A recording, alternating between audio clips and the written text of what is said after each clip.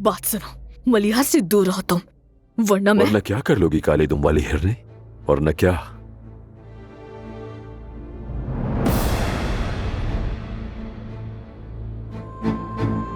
तुम्हारे दिल पर छुरा घोंपूंगी।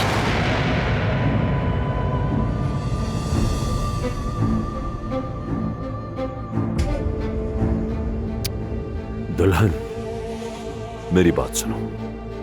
लतीफ के लिए अच्छी लड़की ढूंढना बाप होने के नाते मेरा फर्ज है। शायद तुम्हें गलतफहमी हो रही है। बंद करो अपनी बकवास। शर्म आनी चाहिए, कितनी फितना परस्त औरत है ये। बहुत घटिया औरत हो तुम।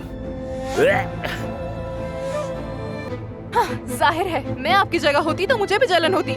मैं आपसे ज्यादा खूबसूरत हूँ, आपसे ज्यादा हुनरमंद हूँ, आपसे छोटी हूँ और आपसे ज्यादा होशियार हूँ। और हाँ आपा, मेरे पास आपकी तरह अमीर शौहर नहीं है और मैं आपकी तरह किसी हवेली में नहीं रह रही।